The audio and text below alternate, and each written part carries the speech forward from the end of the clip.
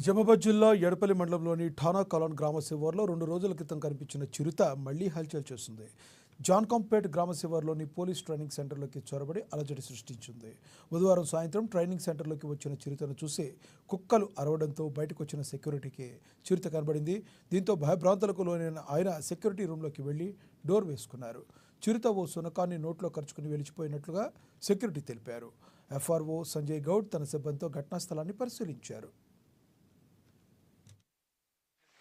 సిటీసీకి సంబంధించిన ల్యాండ్‌లోనే ఫారెస్ట్ లాగా మొత్తం చెట్లతో సహా, రాళ్ళతో సహా దాని యొక్క ఆవాసం కింద చిరుతపులి ఆనవాళ్ళు ఇంతకుముందు ఇక్కడ గుర్తించడం జరిగింది. దానివల్ల ఇక్కడ ఫారెస్ట్ మరియు రెవెన్యూ గుట్టలు కలిసి ఉండడం వల్ల ఆ లెపర్డ్ యొక్క మూమెంట్ అనేది ఫారెస్ట్ రెవెన్యూ గుట్టల్లో ఉండడం గుర్తించారు స్టాఫ్.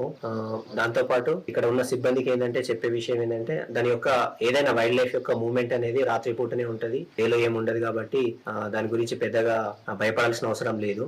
దీనికి ప్రికాషన్ మెజర్స్ ఏంటంటే రాత్రిపూట ఒక సింగిల్ గా వెళ్ళడం కూడా ఒక 2-3 కలిసి ఉంటే చిరుతపుల్ లాంటి మన మీద అటాక్ చేసే ఛాన్స్ ఉండదు. ప్లస్ దానికి సంబంధించి ఇంకా రిపీట్ గా జరుగుతూ ఉంటే వీళ్ళకు ఒక ప్రివెంటివ్ మెజర్స్ అనేది ప్రికాషన్ గా ఏమేం చేయాలి